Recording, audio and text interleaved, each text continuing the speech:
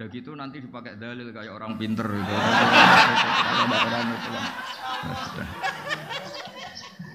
Tapi udahlah saya ikhlas, saya tidak minta royalti kayak lagu-lagu itu. Udah. Ini gara-gara cantik, ini cerita bahwa dunia mulai dulu tidak ideal. Nabi pas itu tuh boncengin sepupunya, namanya Fadl bin Abbas. Ya kita tahu kan Muhammad bin Abdillah. Abdillah ini punya saudara namanya apa? Abbas. Yang diboncengkan Nabi namanya Fadl bin Abbas. Melihat terus sama perempuan tadi karena dia cantik. Terus perempuan ini juga melihat Fadl ganteng. Jadi mulai dulu entah atmosfer akademik atau atmosfer sosial tetap yang masalah itu yang mulai dulu fitnatur rijal ma'an nisa dan sebaliknya terus. Walhasil tuh falam wa wajal Fadl, sebelum Nabi menjawab pertanyaan itu falam wa wajal Fadl. Wajahnya Fadl itu ya agak disingkirkan karena terlalu ditengokkan, dialihkan. Tapi bikin masalah baru, pamannya agak terima, abahnya agak terima. Abbas itu pamannya Nabi, berarti bapaknya Fadl. Lawaita ibna ammik, masa kamu sama sepupu kamu gitu. Jadi mulai dulu masalah. Ngadepi orang cantik ya masalah, ngadepi orang sentimen ya masalah, ngadepi kampus bayar ya masalah, nggak bayar lebih masalah. Karena nggak bisa hidup. Jadi dunia mulai dulu tempatnya masalah. Karena dari awal liyabluwakum ayyukum ahsanu amal. Jadi sebelum pertanyaan dijawab itu ada kasus-kasus kecil begini. Terus Nabi menjawab, Aro'aiti law kana ala abiki dainun akunti qadiyatahu. Kalau andekan bapak kamu punya hutang, apa kamu bayar? Iya ya Rasulullah. Ya sudah, fadainu wa ahaqqu bil qada, utang haji bapak kamu harus kamu bayar. Itu Imam Bukhari itu tidak dibabkan di bab haji, dibabkan bahwa seorang mufti, seorang kiai itu boleh menfatwakan hukum di tengah jalan. Tapi saya Kiai Jawa Tengah, Anda tidak harus niru karena Anda Kiai Jawa Timur. Itu bisa masalah besar, itu dianggap tidak sopan santun. Tapi segampang itu Islam dikelola Nabi. Orang di jalan, Nabi loh, bukan sekedar rektor, Nabi. Sayyidul awalin wal akhirin. Ketemu di jalan, dicegat, ditanya, nggak tersinggung. Nabi. Iya. Rektor takut ketua yayasan sekarang. Struktur zaman akhir itu repot. Rektor juga takut sama ketua yayasan. Takut betul loh, karena bisa tanda tangan itu ketua yayasan itu. Makanya saya ikut yang yayasan aja biar keren, rektornya takut.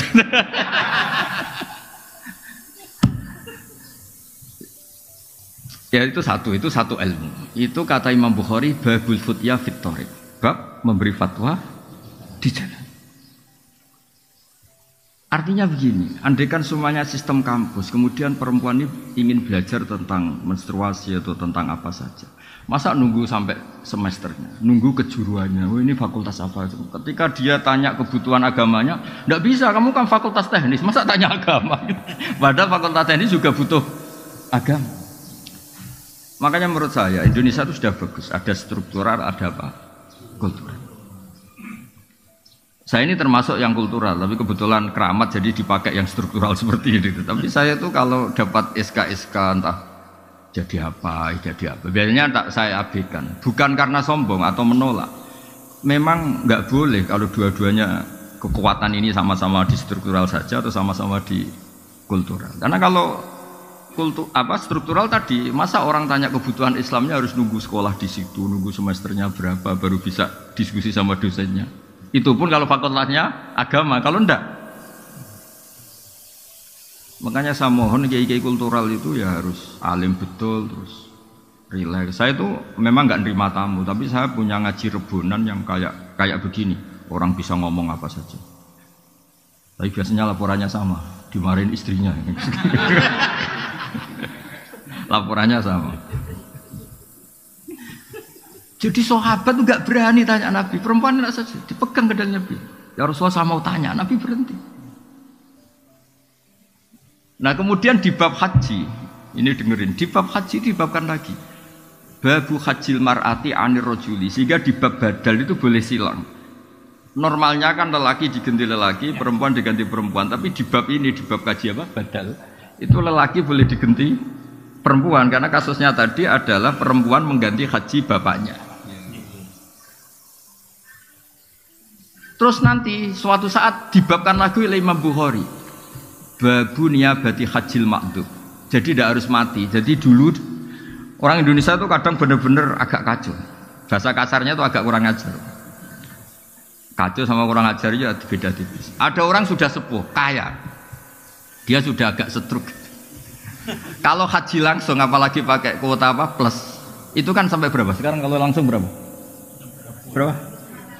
400. 500-an. Itu tahu tok apa melakukan ikut haji?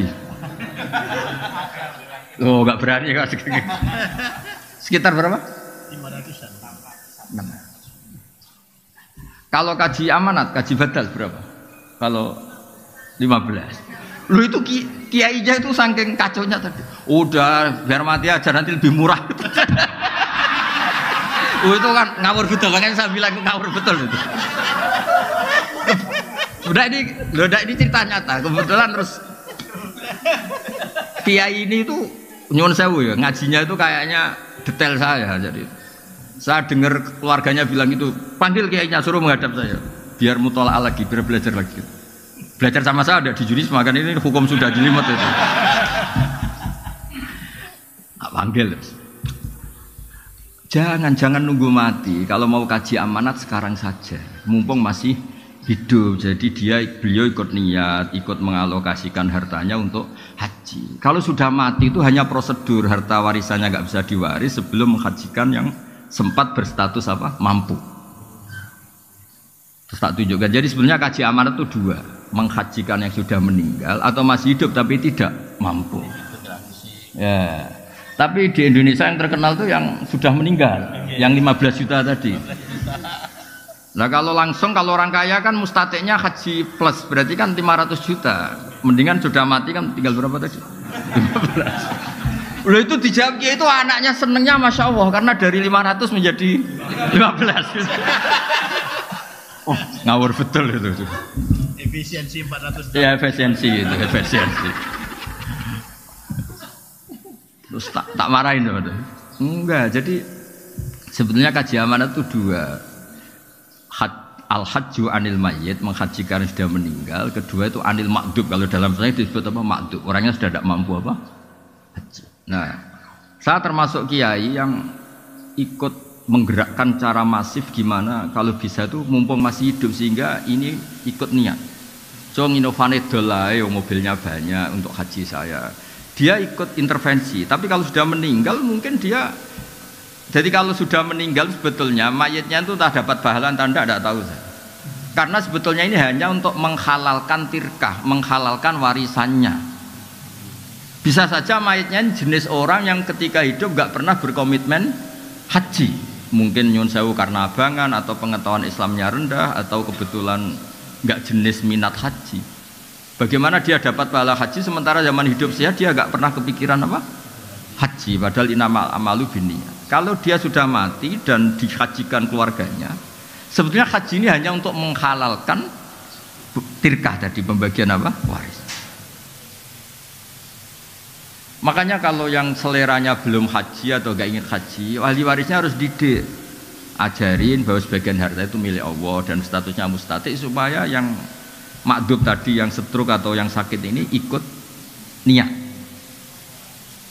Walhasil terus kiai tadi, wah nak ngono kudu ngaji nah Gus. Ya maksudnya ojo disalami template banyak dia karena tadi efisiensi tadi. Oh itu dari berapa? 500 menjadi berapa? 15 juta berarti 485 ya. Itu kalau 5 jutanya aja disalamkan template itu sebagai upah fatwa gitu kan. Ya jadi saya mohon, maksud saya begini, saya cerita hadis Bukhari tadi. Jadi mengelola ilmu Islam itu di kampus ya boleh, di pondok-pondok disiplin ya boleh.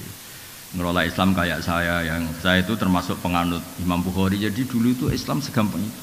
Nabi lewat ditanya, karena kalau orang sowan Nabi itu ya tidak gampang, beliau sibuk. Pernah ini satu kejadian dan ini saya tiru. Orang-orang Bedui itu kan punya etika. Jadi kalau mau sowan Nabi itu bengok-bengok, lidah itu bengok, manggil-manggil keras. Terus sama Allah ayat turun, innalladzina yunadunaka min wara'il hujurat aktsaruhum la yaqilun. Orang yang manggil-manggil kamu Muhammad dari luar kamar itu orang-orang enggak sopan. Terus walau annahum sabaru hatta takhruja ilaihim lakana khairal lahum. Jadi Nabi itu profesional, kalau sudah dalam rumah itu milik keluarga. Itu sahabat yang beretika enggak berani sowan, salam enggak berani. Tapi kalau Nabi sudah keluar ke masjid, itu mereka ngerti ini milik publik. Makanya walau annahum sabaru hatta takhruja ilaihim lakana khairal lahum. Kalau Nabi sudah keluar itu milik publik, terus mereka berani tanya. Jangan kayak orang-orang nggak punya etika, kiainya pergi 3 jam, 4 jam baru masuk rumah, assalamualaikum, padahal kiainya mau ke kamar mandi mungkin. Itu diatur oleh Islam. Sehingga kita kan, saya misalnya yang saya alami, saya kan sudah fair ketika begini kan, istri saya tidak ganggu saya, anak saya, karena sudah milik publik. Boyo kalau sudah di rumah itu milik keluarga, makanya dulu sudah diatur sedemikian rupa. Tidak tahu kalau di daerah kamu melakukan ini apa enggak, tidak tahu. Kadang-kadang kiainya juga senang ditamoni lah, itu kan ya sudah nggak tahu, itu kan haknya, itu kan apa? Haknya. Nah saya di sini juga hak saya, ini wilayah saya, teritorial saya. Sehingga momentum Nabi lewat itu penting bagi orang-orang yang punya peradaban karena ngerti ini Nabi kalau sedang di luar itu milik publik. Itu disebut walau annahum sabaru hatta takhruja ilaihim lakana khairal lahum. Jadi kalau mau komunikasi dengan Nabi, nunggu Nabi itu keluar dari area privat keluarga. Ya Pak Rektor ini kalau pas di luar kan jenengan milik kamu. Kalau sudah di rumah kan enggak tahu, jangan-jangan disuruh nyuci piring sama istrinya. Karena sekali di rumah itu bisa bahaya itu kan bisa masalah itu kan. Loh itu semua orang soleh. Yang paling masyhur kan cerita Umar itu. Umar kayak apa kerasnya itu di atas rektor itu Umar. Itu ada orang sering dimarahin istrinya matur ke Umar di rumahnya kebetulan. Habis itu pas itu istrinya jebodar itu. Sampun ya Amirul. Lu sampun gimana? Kamu belum matur kok. Sampun. Ternyata apa? Ya hanya itu aja. Ternyata jenengan yang ngalami. Ya makanya kalau rektor di rumah jangan ada yang main ke sana, itu wilayah-wilayah privat itu. Bisa masalah besar itu, wah.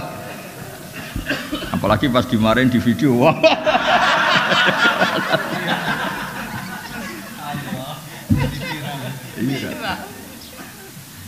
Jadi Nabi itu nggak pernah digugat lelaki, yang pernah digugat perempuan.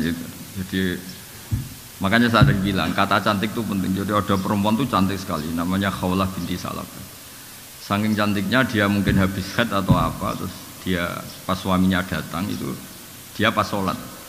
Ya karena cantik tadi, langsung suaminya orang Arab kan nggak makan bakwan sama tempe, makanya daging. Pokoknya ingin langsung hubungan intim. Istrinya menolak.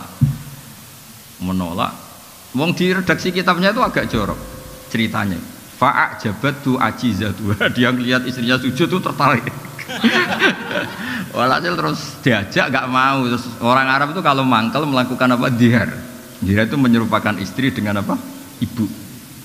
Kalau di Arab menyerupakan istri dengan ibu itu maknanya nggak mungkin halal disetubui. Kalau di Indonesia enggak, kalau menyerupakan istri dengan ibu itu karena kasih sayangnya. Makanya di Indonesia hampir nggak ada apa? Dihar karena beda sekali perspektifnya. Beda sekali. Walhasil terus karena dihar di jahiliyah dulu itu hukumnya sama dengan tolak. Nabi itu melangsungkan hukum yang nggak dibatalkan oleh apa? Islam. Yang nggak dibatalkan, saya ulang lagi. Karena beberapa tradisi jahiliyah juga ada yang diteruskan. Matur ya Rasulullah, saya istri saya dihar gini. Yang matur pertama itu suaminya. Namanya Aus bin Somit. Ada banyak riwayat, sama ambil saja Aus bin Somit. Enggak usah diteliti jadi disertasi itu enggak usah. Disertasi kok ilmunya copy paste. Mau nanti disertanya kata Gus Wak kacau itu, enggak ilmiah itu, ya, harus nyari referensinya sendiri. Barang nyari kamu biaya pakai maktabah Samilah 5.000, aduh kasus lagi. Kata Nabi, ya sudah gitu memang hukumnya, pulang suaminya. Kata istrinya, wah kamu gak mutu ya, datang. Ini cerita surat Mujadalah tadi, kalau zaman baca Mujadalah. Betul ya Rasulullah, kalau dia itu kayak tolak. Iya Nabi, saya ini sudah tua, kalau bikin hukum mau dipikir-pikir dulu. Khawlah itu cantik betul. agak jorok, agak ngawur kalau ngomong itu, kalau sama Nabi agak ngawur. Ini kisah nyata loh. Maksudnya gimana? Kalau saya masih muda dulu, cantik masih muda, dihukumi tolak gak apa-apa, masih banyak lelaki suka saya. Ini saya sudah tua. Terus bilang, ngomongnya jorok, saya masih ingat bahasa Arabnya. Akala syababi, muda saya, cantik saya dihabiskan oleh dia, maksudnya suaminya Aus bin Samit. Wa nasartu lahu batni, sehidup-hidup saya sudah pokoknya ngomongnya jorok dia. Sudah pas tua gini, sudah tidak cantik, sudah gembrot, sudah ini itu, ada digar yang kayak tolak. Tadi kata Nabi, ya hingga detik ini belum ada pembaharuan hukum, belum ada itu. Masih begitu kata Nabi. Kalau begitu terus, engkau saya laporkan Allah Ta'ala. Oh itu kalau nggak perempuan tidak bisa. Wih. Tapi gara-gara itu Nabi itu kelihatan Nabi. Memang kadang-kadang eksiden itu berkah. Si Khawlain terus pulang di kamar dia sujud.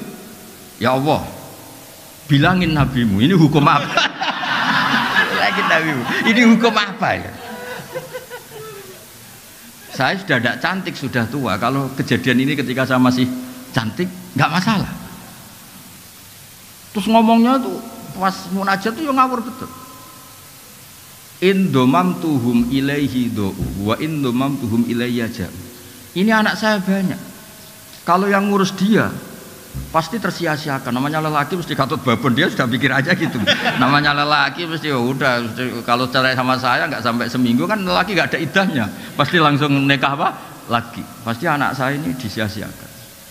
Kalau anak-anak saya rawat saya pasti kelaparan karena saya perempuan tidak bisa apa-apa. Tolong bilangin Nabi hukum ini dirubah. Itu pas munajat gitu terus Nabi itu didatangi Jibril. Udah rubah aja. Kata Allah, udah dirubah aja. Kalau dihar itu tidak sama dengan apa? Tolak. Terus Nabi nyuruh sahabat, udah panggil tadi Khawlah. Gugat aja diterima. Datang. Nggak, supaya Pak Rektor ini hati-hati ngadepi dosen-dosen putri itu harus hati-hati. Nggak akan menang gitu itu. Ya sudah akhirnya itu kata Sayyidah Aisyah, saya tahu betul Nabi itu di sini, Khawlah di sana. Itu kalau nggak Nabi nggak tahu. Ternyata tadi Khawlah di kamarnya itu munajat betul. Makanya disebut qad sami Allah qaulal lati tujadil. Tujadiluka itu bukan diskusi, mujadalah itu ada ngawurnya. Bahasa Arab mujadalah itu beda. Mujadalah itu ada ngawurnya, ada kasarnya.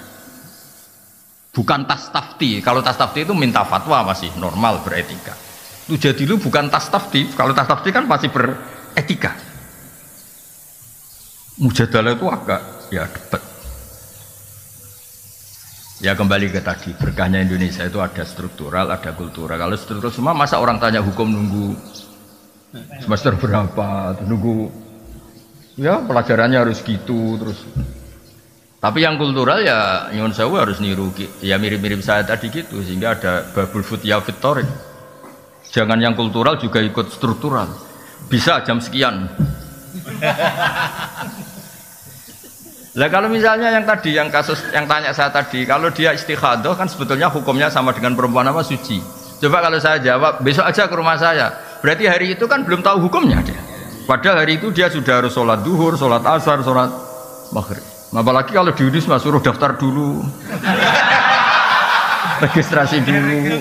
Iya, kebetulan kalau fakultasnya dokteran misalnya, wah ini tidak bidang saya, coba ganti fakultas saja dulu.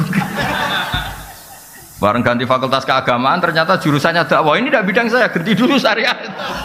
Bisa panjang kan? Jadi sebenarnya kekayaan Indonesia seperti ini harus kita jaga. Makanya saya itu tidak menolak kalau dikasih dokter honoris causa, tapi yang bakatnya kayak saya tidak usah. Saya juga agak perlu, kalau seperti saya juga agak perlu jadi pengurus-pengurus struktural. Nanti jadi tadi nggak saling melengkapi. Tapi yang kultural pun harus tetap alim, jangan terus mentang-mentang kultural terus saya naik itu. Nah, problemnya di Indonesia yang kultural sendiri banyak yang sudah tidak mutolaah. Kayak tadi itu, yang haji plus tadi itu. Kata Kiai, Gus, gue merusak rezeki wong. Kenapa? Aku sekarang Jadi aku kadung disalami banyak karena tadi fatwa tadi. Nunggu mati lebih apa? Murah. Wah, kamu harus tobat gitu. Tobatnya gimana? Sebagian salam tempelnya kayak masjid separuh tapi ku rodok dosa gede kan. Ternyata takut deh. Takut juga sama masuk neraka deh. Ya jadi ini mukadimah saja, tapi sebetulnya dulu itu Nabi ketika sugeng, ketika hidup itu ceria. Makanya sahabat kalau Nabi sudah di luar, di Sufah itu, sahabat juga cerita-cerita zaman jahiliyah, cerita anak-anak tuh perempuan agak nakal. Dulu juga sebagian tidak akabiru sahabat itu kenal gini-gini. Terus sahabat tertawa-tawa ngenang zaman jahiliyah. Terus Nabi tanya, kenapa mereka do tertawa? Ya sahabat kebanyakan, enggak yang akabiru sahabat. Oh itu Nabi ingat gini-gini. Itu kenangannya sahabat itu. Fayat haku mimma nathak. Nabi itu tertawa dari apa yang kita bisa bikin apa? Tertawa. Intinya ya ceria. Ya. Sehingga makanya Nabi itu kadang tanya hal-hal yang menurut etika Jawa itu enggak etis. Tapi Nabi tanya. Ada orang namanya Khandolah. Orang mati syahid itu harusnya kan enggak usah dimandikan. Ini Khandolah ini mati syahid tapi malaikat sibuk memandikan. Nabi kan jengkel karena prosedurnya fikih kan enggak perlu dimandikan. Nah, akhirnya ini gimana ini Khandolah itu akhirnya melihat malaikat sibuk mandi kan malaikat Nabi kan ini gimana ini malaikatnya ini fikihnya gimana kan harusnya. Akhirnya Nabi tanya istrinya, kenapa tadi suami kamu kok sibuk malaikat memandikan? Oh itu Nabi pas ada pengumuman perang tuh pas sama saya, terus beliau gak sempat mandi langsung lari.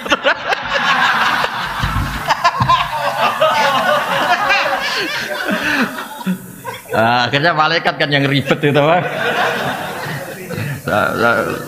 Saya nggak ngerti itu gimana dia dapat galon, dapat apa malaikat tadi juga nggak tahu saya. Malaikat nyari di mana itu nggak tahu. Tapi itu sampai si Khandolah ini gelarnya apa? Ghusilul malaikah, mayat yang dimandikan. Sampai itu menjadi gelar kehormatan.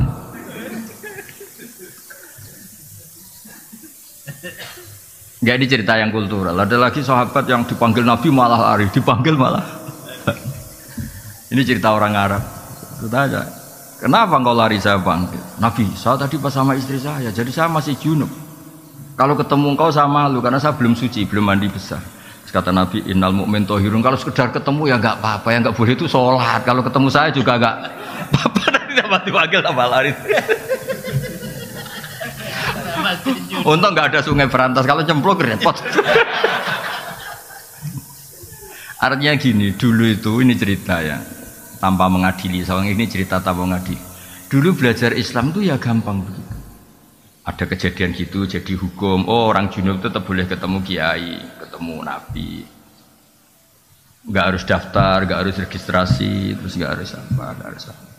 Nah sekarang itu saya tadi bilang ke Pak Rektor, nggak boleh organisasi ini terlalu mengambil alih semua kebaikan. Harus ada yang apa? Kultural, baik NU, Muhammadiyah maupun apa. Karena ini yang bisa on time, yang bisa setiap apa? Saat, setiap waktu. Tapi ya tetap ada yang struktural nggak apa-apa. Tapi jangan mengganti fungsi yang kultural. Tapi yang kultural juga nggak usah ganti yang apa? Struktural. Makanya ini berkah betul ini saling menyadari, jadi saling waras lah bahasa kasarnya itu saling. Karena selama ini kadang-kadang itu dipertentangkan. Padahal jelas kalau pertanyaan-pertanyaan di jalan atau apa yang struktural kan nggak bisa mewakili ini, karena harus daftar dulu, fakultasnya harus ini, semesternya harus semester berapa baru mengkaji ini. Dah ya jelas ya.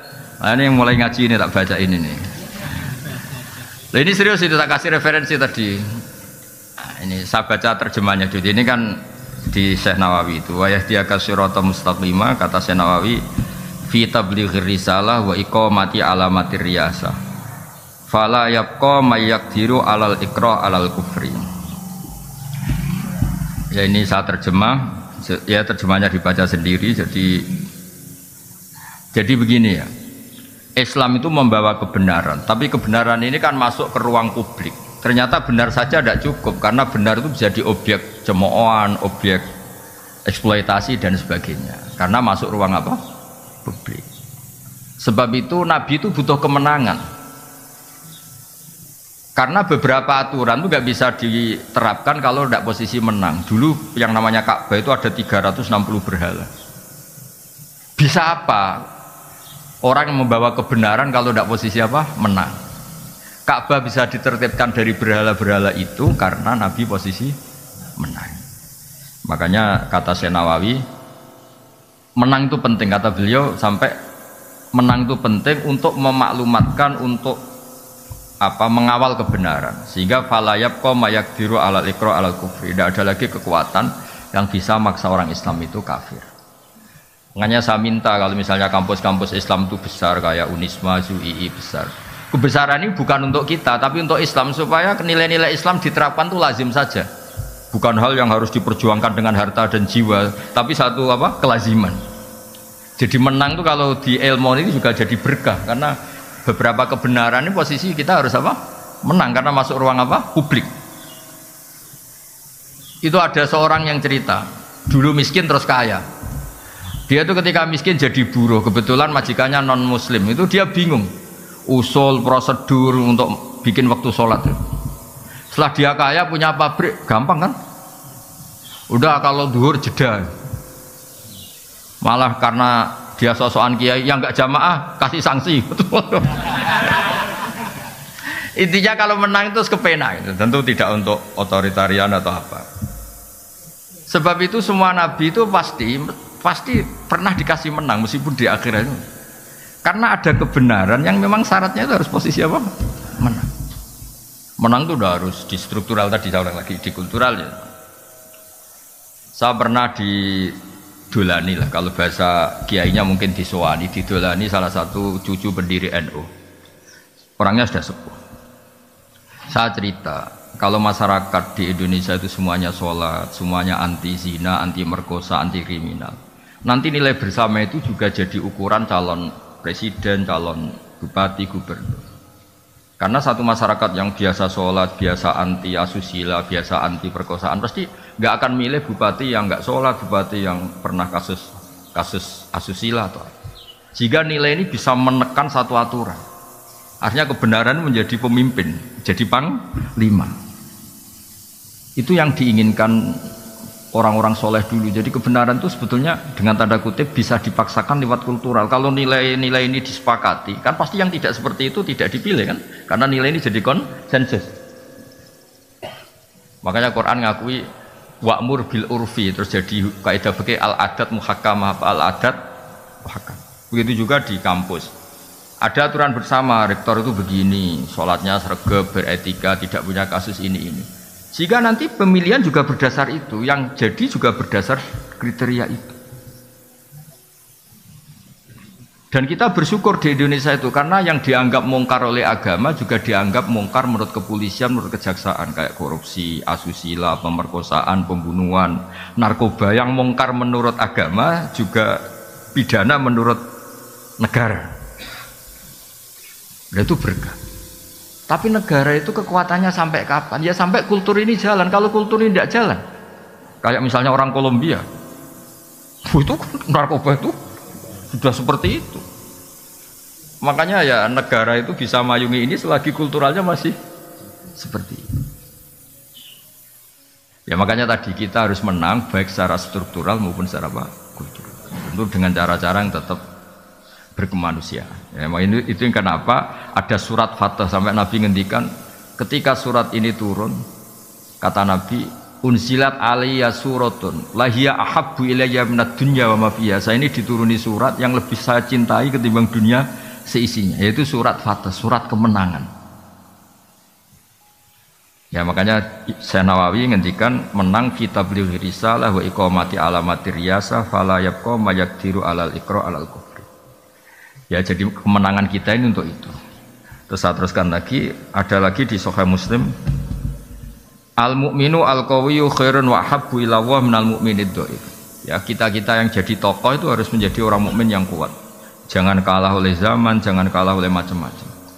Wa fi kullin khairun ikhris ala ma yanfa'uka wasta'in billah wa la ta'jas. Wa in asabaka syai'un fala taqul anni fa'altu kadza wa kadza walakin qul qaddara wa ma syaa. Fa inna law taftahu amala syaitan. Ya saya ulang lagi, mukmin yang kuat itu lebih baik ketimbang mukmin yang lemah. Karena berkahnya kuat itu bisa menghandle sekian masalah. Tapi kalau semua kita ini cemen, Misalnya begini ya, kota, entah kota mana saja. Itu katanya kan kota itu banyak maksiat, katanya. Tapi saya ulang lagi, kota itu katanya kan banyak maksiat. Kita boleh suudon ya boleh khusnudon. Mau khusnudon ya kayak goblok, nyatanya ya banyak betul. Mau suudon, agama tidak pernah membolehkan apa? Suudon. Tapi berkahnya orang-orang baik yang kuat. Masjid tetap banyak, pengajian tetap banyak, komunitas kesalehan tetap banyak. Berkahnya ini banyak ketika orang-orang yang nakal ini ingin tobat setiap saat itu ada. Di situ ada masjid, ada majelis taklim, ada lembaga-lembaga kebaikan. Coba kalau orang-orang mukmin itu lemah kemudian menyerah.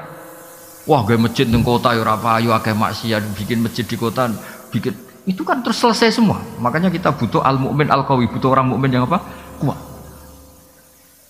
Contoh lagi di Inggris, di Jerman, saya tuh sering ngaji virtual sama teman-teman yang di Jerman di mana-mana. Mahasiswa Indonesia di salah satu kampus sana itu kadang jumlahnya hanya 50, 40, tapi bikin komunitas pengajian. Gara-gara ini jadi komunitas, lama-lama kebutuhan kampus itu disahkan punya apa? Masjid. Akhirnya ketemu mahasiswa muslim yang dari beberapa negara. Terus mereka bikin apa? Komunitas. Ada ngaji, ada ini. Coba kalau mukminnya lemah, masa di negara non muslim bikin masjid, komunitas saya semuanya non. Butuh orang kuat. Orang kuat itu udah harus otoriter, nggak ada harus. Makanya kata bapak saya kalau didik saya, ada santri atau putranya sendiri disuruh apa nggak mau, ada yang sepuh, disuruh apa nggak mau karena ada yang sepuh. Kata bapak itu, ikut tawaduk, tamu tanggung jawab itu. Ya kadang-kadang kan alasannya ini kan wilayahnya rektor, ini wilayahnya kiai, ini wilayahnya orang sepuh. Kata bapak itu tawaduk apa nggak tanggung. Ketika seorang muslim dimanapun berada terus berpikir bikin masjid di kampusnya atau bikin komunitas pengajian, ternyata baik-baik, hanya butuh orang kuat. Saya pernah ya ketemu teman-teman TKI di Korea, itu pertama sholat itu nunggu jam makan karena WC di sana MCK-nya kan luas, terus dia sholat ketika jam makan di WC di. Terus ketika mereka menunjukkan Islamnya dengan komunitas besar, lama-lama kuat nyewa masjid. Jadi bangunan disewa untuk masjid. Lama-lama setelah uangnya terkumpul, komunitas itu besar, ya bikin masjid. Izinnya padahal mahal. Itu kalau orang-orang tidak bernyali tidak bisa. Maksud saya ngaji ini supaya jenengan yang di Junisma itu tambah kuat. Kita kan kultur punya, SDM punya. Masa kalah sama TKI-TKI yang di beberapa negara itu bisa bikin masjid, bisa bikin komunitas. Ya makanya Nabi muji, dan yang saya senang ini kan ada kata-kata wa ahabbu ilallah, bukan sekedar lebih baik, lebih dicintai Allah. Jadi Anda bisa jadi wali lewat jalur jadi orang kuat. Ya kan disebut dicintai Allah itu artinya kan wali. Khairun wa ahabbu ilallah. Ya terus ini yang terakhir ini, saya termasuk sering ngaji, sering berpolemik di bab ini, tapi saya pastikan fatwa saya ini benar. Ya itu yang di Fathul Mu'in itu. Jadi begini saya gambarkan ya. Dulu sebelum ada NU berdiri itu kan Mbah Wahab sudah bikin namanya Taswirul Afkar, apa? Taswirul Afkar. Cara pandang, logika yang itu penting Bang, cara pandang. Misalnya gini. Ya contoh gampang kalau di Indonesia misalnya MUI lah yang resmi negara. Di satu daerah itu ada kandidat ketua MUI atau misalnya enggak MUI kepala desa lah. Kalau yang jadi si A ini jadi kacau kampung ini karena dia suka judol, suka judi online, suka macam-macam. Kalau yang jadi kamu karena alumni Junisma itu soleh lah, soleh memaksakan, soleh asli, wah soleh. Gitu. Sehingga kalau yang jadi lurah itu kamu itu kan orientasinya mungkin ini baldatun thayyibatun. Sudah yang ngaji-ngaji aja gak apa-apa. Ya. Maka orang ini yang soleh ini, kalau saingannya ini orang-orang nyun sewu yang batil, yang soleh ini wajib memaksakan jadi lurah. Meskipun untuk menjadi karena situ sudah politik uang harus bayar. Ini jelas kata Mu'in, wa man ta'ayyana fi nakhiyatin lazimahu qabuluhu wa kadza talabu walau bibadli malin. Ya walau bibadli malin. Yaitu yang bawah itu wa kadza talabuhu walau bibadli malin.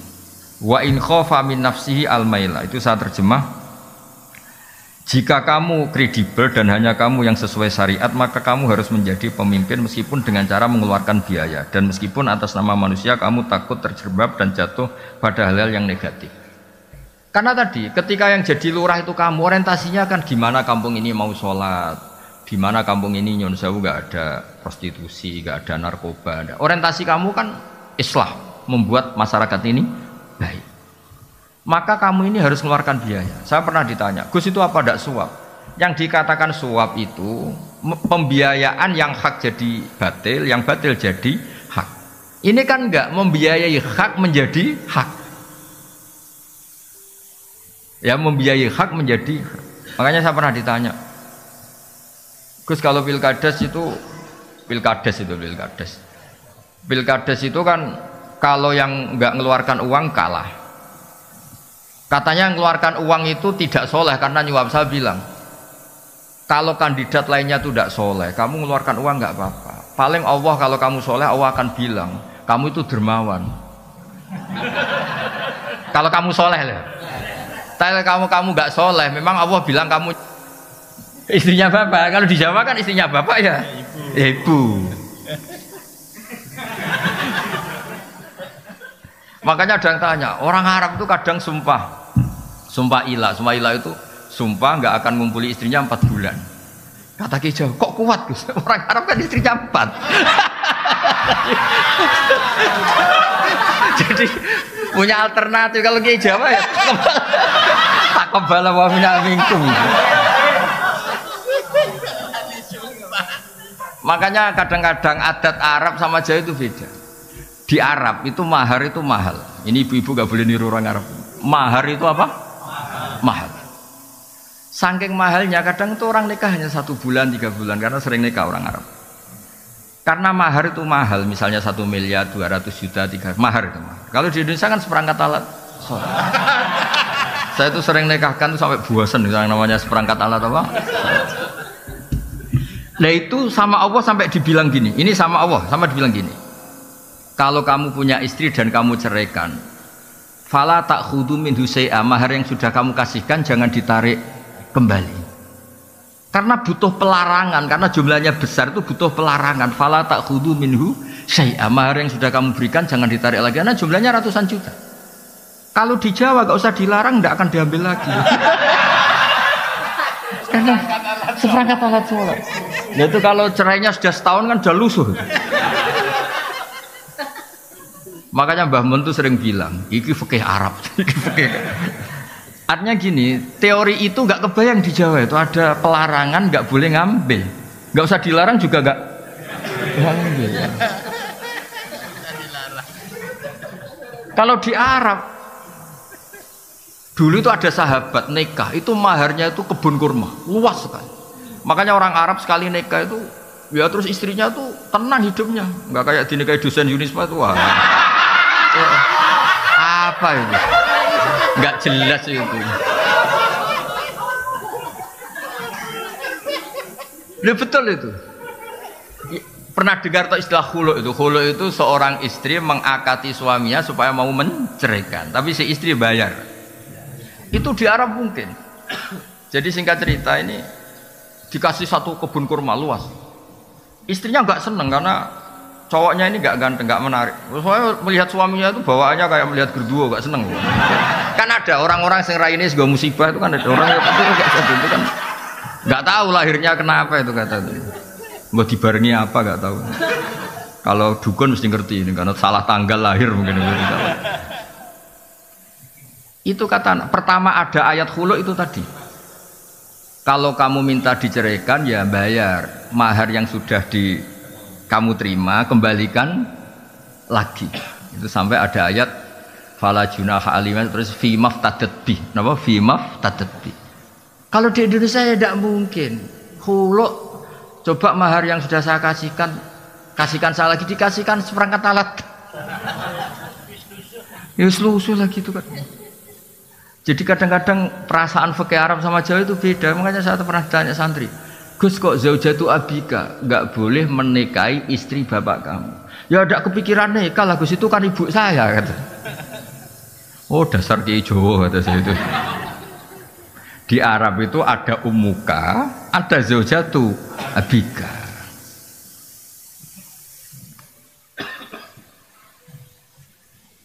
Ya, jadi jelas ya. Ini karena Anda bawa unisma I-nya itu Islam. Ini makanya ini saya ajarin fikih secara baik dan benar itu. Ya, jadi saya senang sekali karena ini bertemunya tadi struktural sama kultural. Saya tidak hanya mencintai NU, ya saya juga mencintai Muhammadiyah. Semua ormas yang sehat di Indonesia formal itu saya mencintai. Soal kultur NU ya NU karena kita pesantren, tapi tetap kultur itu harus di atas struktural. Karena tadi struktural itu untuk menjaga stabilitas dengan konstituen yang kaitannya negara. Tapi kalau kultural itu setiap saat, setiap waktu. Orang kan nggak mungkin tanya pengurus PBNU, pengurus wilayah. Tanyanya kan sama kiai setempat meskipun nggak punya jabatan apa? Struktural. Ini harus diuri-uri struktural ini. Jangan kok, tapi kadang-kadang yang struktural ya mangkel, yang kultural juga mangkel loh, terus hasut terus itu. Karena dia nggak dapat fasilitas mobil cabang NU mana gitu. Kalau yang pengurus struktural kan ngalor ngidul bawa apa? Mobil, itu bisa diding-diding ngatur-ngatur. Kadang-kadang yang kultural itu ya drengki terus. Lah saya ini kan kebetulan saya pribadi kebetulan kan yang kultural yang keramat, jadi nggak perlu iri gitu. Karena saya punya mobil, punya umat, punya komunitas. Yang enggak itu kan bisa perhasutan yang jalan itu. Terus saya bilang, gue sekere ra ikhlas malah rokok kata saya. Gue nak wis kere menisan apa? Ikhlas. Jadi kalah donya menang akhirat kata saya. Jangan kalah donya kalah akhirat gitu. Terus gue Gus astagfirullah. Astagfirullah terlambat kata saya gitu. Karena tadi berkahnya kultural itu orang bisa tanya setiap. Ini yang terakhir saya contohkan masalah istikhadah. Nabi itu punya ipar namanya Hamnah binti Jahsh. Ya soalnya Hamnah binti Jahsh. Karena Nabi punya istri namanya Zainab binti Jahsh. Punya ipar namanya Hamnah binti Jahsh. Itu kalau tanya Nabi, ya Rasulullah saya ini sering keluar darah gini-gini. Terus kata Nabi, ya sudah kalau ngelewati adat haid kamu, maka itu istikhadah. Oh lebih dari itu Nabi, cara sekarang ya sudah kamu pakai softtek. Lebih dari itu Nabi, ya sudah diblebet. Lebih dari itu, pokoknya dia ngomong lebih dari itu. Saking kuatnya darah yang keluar. Itu Nabi yang menjawab. Jadi yang nggak diketahui nyun sewu kiai yang etis, yang ngomong etika terus, itu sebetulnya nggak pas juga di bab-bab fikih. Hal yang paling pribadi, paling nggak pantas itu dulu Nabi itu kalamin itu. Maksudnya saya ini agak nyindir rektor tuh enak. Di ruang tertutup kalau mau ketemu aja ngelewati berapa baru. Waduh. Itu nemuin Nabi sama rektor gampang nemuin Nabi.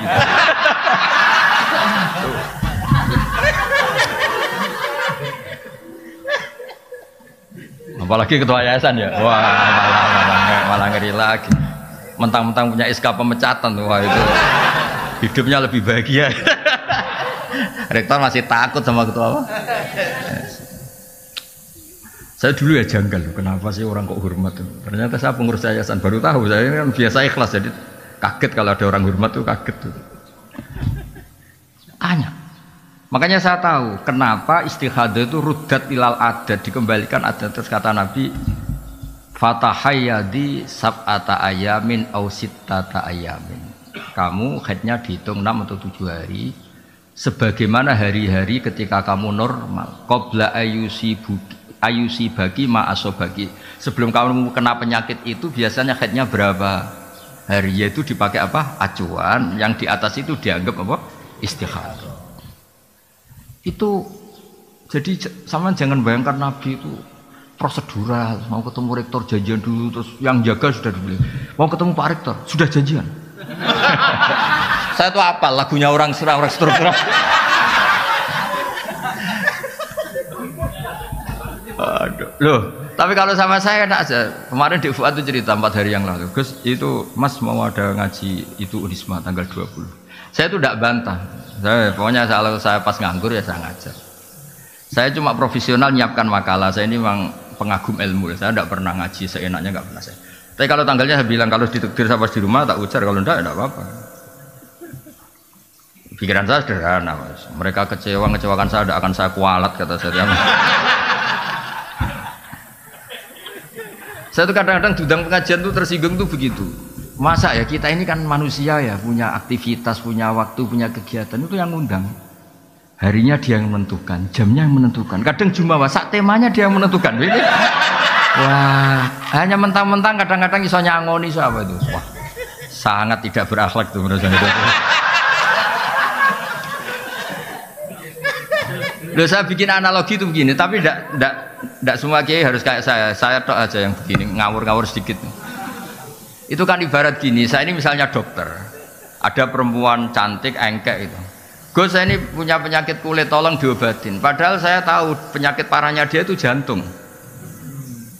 Tapi karena dia gak ngerti apa yang bahaya pada dirinya, yang penting merawat muka. Paham ya maksud? Nah orang Islam sekarang itu begitu. Fardu ainnya nggak tahu, tanya fardu kifayah, kadang tanya sunat. Ada orang lakukan fardu aja tidak bisa, tanya gini, Gus gimana tahajud saya supaya dekat Allah? Sholat fardu nera bener tak kok tahajud? Itu kayak orang tanya kecantikan padahal punya penyakit apa? Jantung. Makanya saya kalau pengajian ada temanya, saya mesti nggak terima. Memangnya tema itu kebutuhan Anda, kata saya. Yang tahu penyakit Anda itu kiai, seperti tadi yang tahu penyakit pasien itu dokter. Malah dokter diajarin, dok ini wajah saya gini gimana? Padahal dia punya penyakit apa? Jantung. Jadi memang harus ada kiai-kiai yang agak ngawur kayak saya supaya agak tertib itu, dunia ini agak tertib ya. Yuk kadang-kadang, ya betul, saya itu pernah diundang di satu acara. Kebetulan ada yang pernah sepuh. Itu temanya itu gimana hukumnya tahajud berjamaah. Karena masjid daerah saya Gus itu ada tahajud berjamaah. Terus kiainya suruh sowan saya dulu, menghadap saya dulu. Tak tanya, tanggamu sholatnya fardu wis bener. Dia dereng Gus. Oh dasar. Tertibkan dulu cara sholat apa? Fardu, baru bicara apa? Sunat. Wah, nang ngono rasa ngundang jenengan Gus gak situ.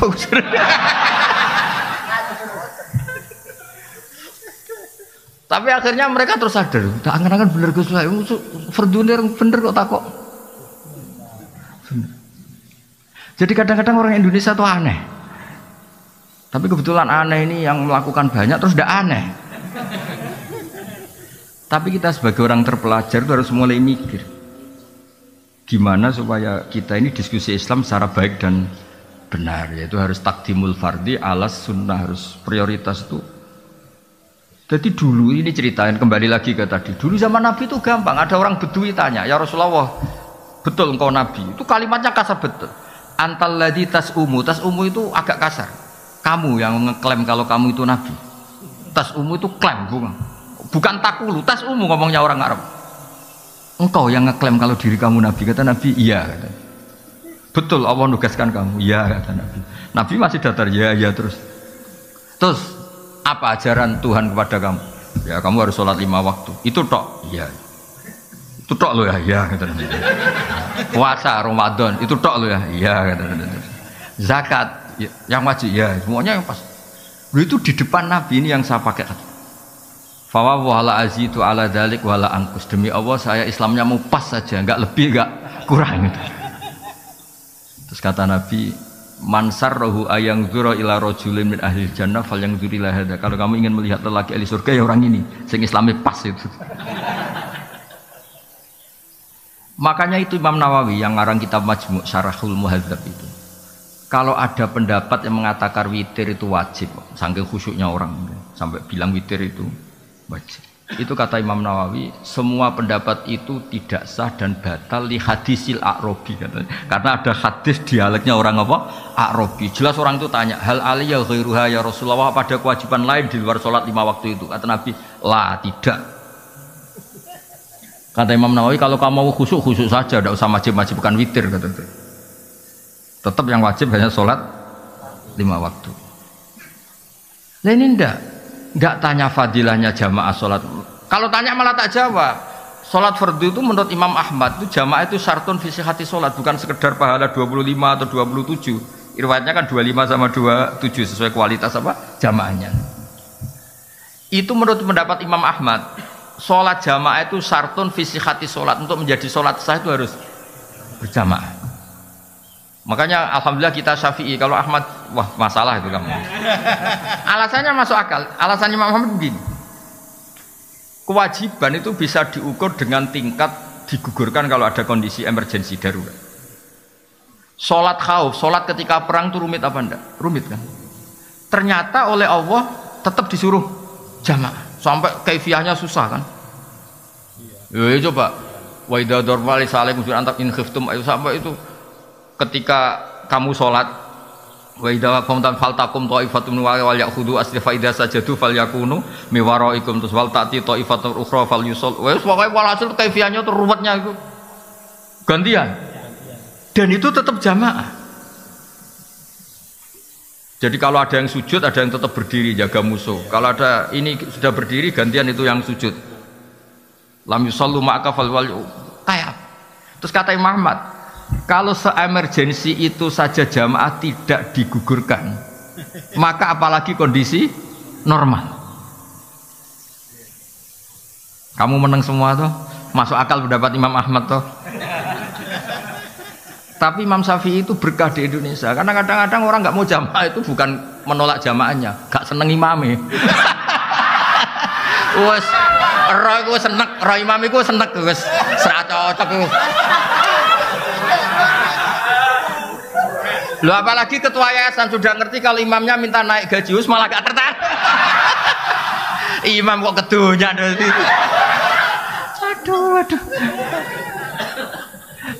Makanya saya andekan orang-orang Hambali itu hidup, pasti saya cerita di Indonesia itu menolak jamaah bukan karena anti jamaah, itu gak cocok sama imamnya.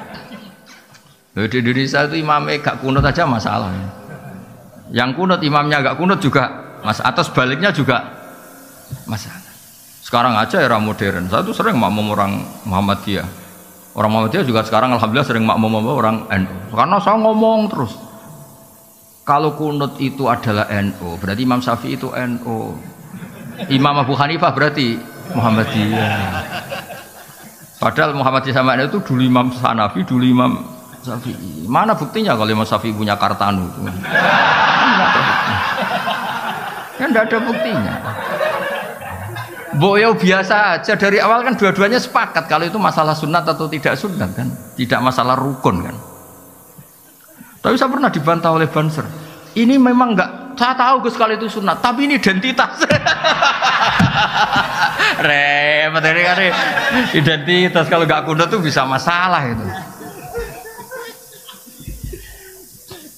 Ya sudah, tapi ya kalau kita yang tekuni ilmu ya biasa aja. Kalau kita yang tekuni ilmu ya biasa aja. Jadi saya mohon karena Unisma ini kan biasanya bacanya Unisma apa Zunisma? Oh ini ya sudah, berarti sudah Indonesia banget ini. Saya tuh masih menangi orang baca Zunisma, Zui karena setengah Indonesia setengah rodok mampu Inggris itu. Sekarang sudah diterbitkan ya, sudah muni U semua ya. Unisma. Tapi kalau di UI itu masih asing bilang U itu, karena kelamaan bilang Zui gitu. Kalau Indonesia sudah fase semua U ya. Tapi saya dulu dengarnya ya Zunisma sama. Berarti sudah Indonesia. Ya jadi jelas ya lewat ngaji ini bahwa struktural dan kultural tidak harus dipertentangkan. Ya supaya Islam Indonesia itu khazanahnya apa luas, karena nggak mungkin orang tanya itu dari Pak Rektor tadi bisa ngelewati 3.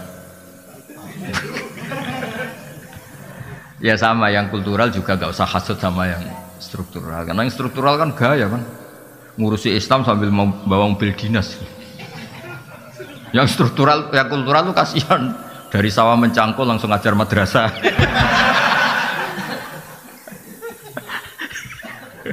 Kasihan, muridnya 8 kadang hadir hanya 2, nakal.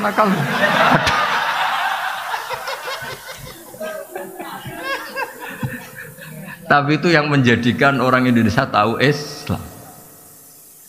Makanya saya setuju sama doa-doa, makanya doa kita itu walil mu'minin al mu'minat itu semuanya didoakan, karena yang terlibat membesarkan Islam, menghidupkan Islam itu semuanya, bukan kita tok. Ya semuanya bukan kita tok. Saya sering ditanya sang di pedalaman Kalimantan, "Gus, saya ini di pedalaman Kalimantan, wajib Jumatan enggak?" Ya secara fikih enggak wajib karena belum perkampungan. Masalahnya Jamaah saya itu jamaah ngaji, kalau dijak sholat duhur gak mau. Jumat kok duhur. Aneh kan, hari Jumat kok duhur. Ya sudah kalau gitu Jumatan. Katanya tadi gak wajib. Lah dia ini rodok santri, semeneng nak wajib terus rasido. Gitu. Tapi jamaahnya gak mau. Masa Jumat kok duhur gitu. Makanya alhamdulillah madhab-madhab yang Jumatan harus orang 40 harus gini-gini di Indonesia alhamdulillah tidak melaku, tidak jalan karena kampung-kampung terpencil yang komunitasnya baru 20 mintanya juga Jumatan. Makanya kita cari-carikan dalil gimana. Lah saya termasuk kiai yang ahli nyari dalil-dalil yang tidak. Karena kasihan memang kebutuhannya Jumatan.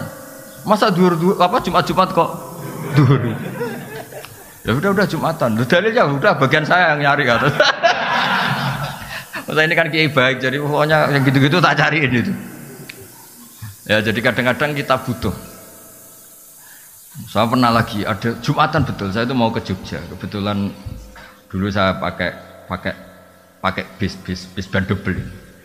Karena saya ini kan termasuk orang soleh lah, jadi ada Jumatan berhentilah daripada duhur ya sama Jumatan berhenti. Padahal pakai bis, enggak pakai mobil pribadi. Tahun berapa? Sekitar tahun 97 atau 98. Jumatan di satu kampung itu orangnya itu enggak ada 20. Imamnya itu kalau baca Fatihah kayak orang mau melahirkan. Perjuangannya susahnya itu. Iya, kuana betul aja itu. Saya itu bawa santri 2 kebetulan sudah tamat alias, sudah pinter. Mengajinya sudah mahal.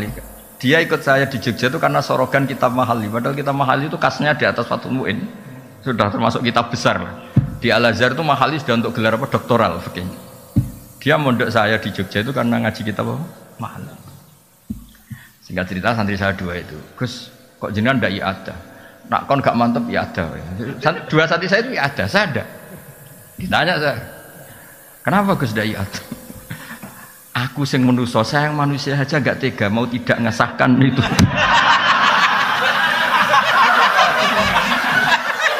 Apalagi Allah yang Rahman Rahim melihat perjuangannya situ kayaknya pasti sah. Tadi tanya, ini fakih apa? Ya fakih husnudzon kata saya. Padahal sebetulnya saya itu punya madhab-madhab Hanafi untuk mengesahkan yang seperti itu. Tapi saya tetap guyon ini fakih husnudzon.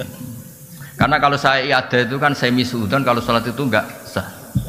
Jadi kamu itu benar secara fikih, tapi nanti dihisab karena suudzon. Karena kamu sampai iada itu menganggap itu tidak sah. Lah saya ini husnudzon tapi agak-agak gak syafi'i karena sebetulnya memang secara syafi'i harus iada. Saya kali ini agak-agak Hanafi kata saya. Tapi demi menghormati perjuangan tadi, saya bilang tadi saya yang manusia saja nggak mentolo mau tidak ngesahkan melihat perjuangannya gitu. Apalagi Allah yang Rahman Rahim. Maksud saya cerita ini supaya yang jadi apa ya tokoh lah di masyarakat bacanya banyak. Kayak saya itu ya baca kitab Mizan Kubro, baca kitab-kitab khilaf-khilaf. Bukan untuk tatabbu rukhas mencari yang gampang. Kita ini punya umat banyak dan sebagian memang nggak ngerti apa. Kalau kita bilang-bilang nggak sah terus itu kan kasihan. Ya kan orang awam tuh kalau mau rukuk ada noto saronge itu, wah itu ubah 3 kali itu nggak sah, kan jadi ribet. Ya, semangat ya muni rasa itu kan. Mbok ngaji itu yang luas itu sehingga bacaannya banyak. Makanya saya tuh ngadepi orang Junisme apa tenang saja, bukan karena Jumat bukan. Ketoke sinaune akeh aku jadi tenang. Ini bukan urusan sombong tapi urusan profesional apa? Supaya jelas itu apa aturan mainnya itu jelas. Jadi nggak boleh orang itu ya bener bapak tadi kalau nasihati saya, iku tawaduk ora tanggung. Itu bapak saya. Jadi kalau ada orang alim kok ndak ngajar atau mau apa sungkan. Itu tawaduk bukan tanggung. Jadi karena bedanya tipis. Ada kejadian kebalikannya, orang sudah sopo imami aja dibopong, diangkat. Alasannya beliau itu istiqomah. Alasannya karena mulai muda sampai tua itu jadi imam masjid. Itu berhentinya jadi imam masjid, padahal dibopong. Kalau mau khutbah itu dibopong, diangkat 2 orang, 3 orang ke mihrab. Marinya itu dia berhenti dari masjid itu digojlok bapak. Iku istiqomah tak mau digenti. Terus sama bapak digojlok. Alumni pondok Didi nganggur gara-gara kiai-kiai kok jenengan. Maksudnya nggak ada regenerasi. Jadi kan beda tipis antara istiqomah sama nggak mau. Jadi makanya dunia itu harus ada diskusi. Ternyata tawaduk sama nggak tanggung jawab itu ya tipis. Istiqomah sama nggak mau diganti itu ya tipis. Ya ngoten mawon nanti diskusi sak kadare nggih, tanya jawab sak kadare. Sementing aja ibu-ibu, ibu tanya rektornya saja nanti. Nggih, wassalamualaikum warahmatullahi wabarakatuh. Dua aja ya. Dua aja kalau